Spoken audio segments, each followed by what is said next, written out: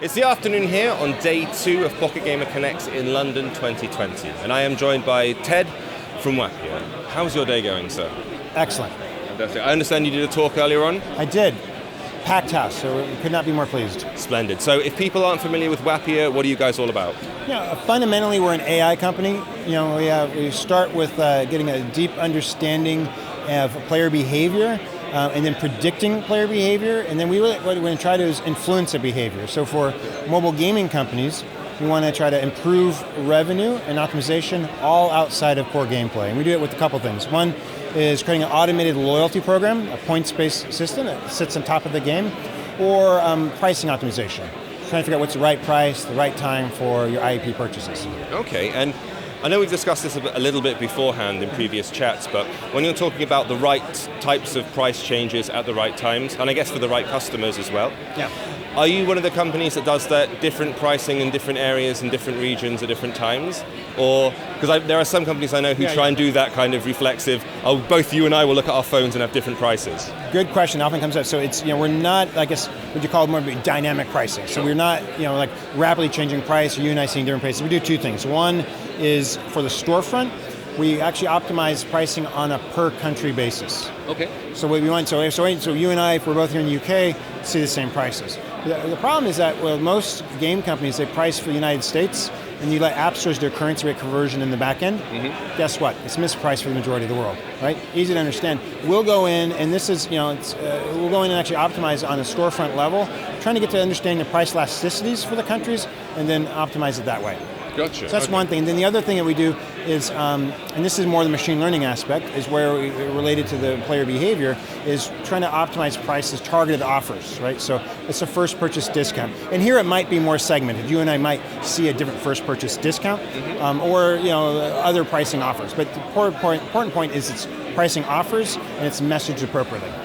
And so you're using the data that you've collected from previous players to determine, okay, this player fits maybe this profile, so jumping in with an offer at this point in play they might respond better than if It starts with understanding previous players, so it is, so first, the integrate SDK, we'll look at like about 5 weeks of data, we'll let it ongoing, we'll understand, we're just trying to create a baseline of player behavior, understand the relationship with the wallet, and then that's going to guide either loyalty program, which is more about getting people to come back more often, spend more time in the game, so to improve retention within your game, or the pricing offers, right? Or pricing offers will be more directly related to IAP revenues. Okay. You mentioned the loyalty program, and you mentioned point systems. So is this just a kind of a gradually increasing score, rewarding people for checking in every day? What do you mean? Not the gradual score. So it's outside of the gameplay. So you have your game as you have, original like that. Think of it as the same thing as like your airline travel, right? So you fly an airline, you get miles, credits for flying. Same idea, but we've designed it and personalized for the individual game. So it can be a happy hour special. It can be a daily bonus, creating a custom quest in the game. So we take best practices, engagement, retention features, package them up in the loyalty program, but in this case, we'll give you points for it. Mm-hmm. So you think of it as another currency on top of the game. Right, I see. Points earned, you get collected, and then you redeem it for things you sell.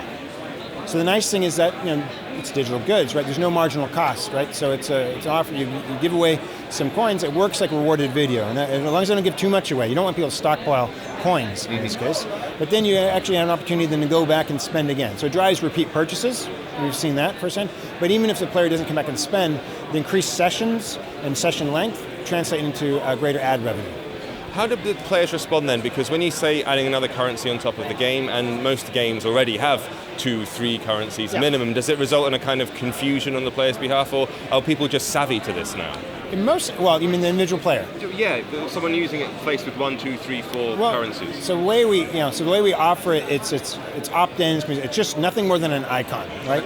In the same way that you can choose to sign up for a flight program, a mileage program for an airline or not, right? So in that sense, everyone benefits from it. There are some cases, very few, if they already have every engagement retention thing. If the game's already over cluttered with some stuff too, then there can create some confusion. But that's a very rare edge case. For the most part, it's even if it's similar features, we'll do it different. Like you may have a quest in your game, I'm going to create a different quest. So it's all personalized and customized for the game itself. That's what I was going to ask, because how do people control how this behaves? Because how much of it is automated and how much of it is people checking in every week, every day, every hour? Or as far as the PR people checking in? Okay, so it's, it depends. Pricing versus the loyalty. it's in the beginning. The automated portion is the data science bit, right? The machine learning surfaces up opportunities. A human being goes in, a data scientist, to analyze that data, and then a human being will go in and create a personalized loyalty program. And here we're actually incorporating, I actually talked about in my earlier talk today, aspects of behavioral economics, right, in terms of designing offers. So there's definitely a human element of it, but it's very data-driven. Right. Yeah. And then ongoing, it's monthly basis, and we go in and optimize things. So understand the data. We want to keep a loyalty program fresh, so adding in new features. You're analyzing data, what's working, what's not. Frankly, new players coming out of the game. So your game evolves and changes over time. We want to evolve and change with that. Okay. And when people are coming up to you and asking for your help and their services, what's the one thing that they're really looking for? Is it UA? Is it retention? Is it people churning too soon? What's the thing that they want to fix when they come to you and say, we've got this problem? It's two things, and it kind of depends what we are. And that's what the nice thing is, that we have sort of a broad portfolio offering it. So it's either a game has retention issues, so they would need help fixing retention. In that case, a loyalty program is perfect for that. Another game might be, we're actually pretty happy with the retention. Maybe it's, like you said, example where we already got a lot of engagement retention features into it. They can need help with pricing optimization. Everyone needs help with pricing optimization. They're there, but they're not spending. They're not spending. I mean, every game can always help, right? Conversion rates are quite low. And then, as I said, global pricing. If you are pricing for the US, it is mispriced for the majority of the world. Fair, yeah. And we've been talking to a lot of people who deal with optimization and localization for other countries, and it's so much more than just changing the language, putting it through Google Translate and then fine. Oh yeah, and we'll localize the loyalty program to make sure one matches the look and feel for the game itself, and of course also for the local language. Okay. Yeah. And what about 2020? What about going forward? Because you guys have been doing this for a while now, and you got built up a lot of data. What do you think is the next thing you're looking forward to implementing, or is it just carrying on bigger and better? I guess both. So you can't.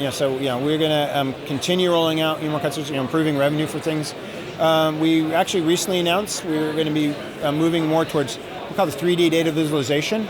Okay. So here, a nice thing here, it's the same SDK, same data. Again, like I said in the beginning, it's fundamentally we're an AI company, right? I want to predict player behavior and I want to optimize it. So we do that with a closed loop, our own solutions. Now what we want to do is actually open up this data for our partners. So the great thing is, work with me to improve your revenue, and I'll take care of that. And actually, I only get paid if I'm successful.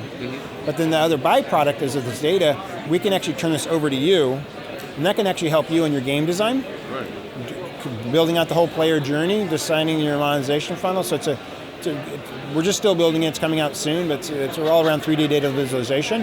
And also, secondarily, is we make predictions of lifetime value. So this is hugely valuable for your marketing department, right? So if I can predict lifetime value, I can give you that data. You can go out and do a spend, not based on historical, what people may have purchased before, but actually predictions of lifetime value. So yeah, you're not pouring bad money into after bad money. No, and then we get attribution provider looped in, so it's very easy to do a test and find out if it works for you or not. Fascinating. Okay, well, look forward to seeing that appearing in the new year, and thank you for talking to me today. Thank you very much.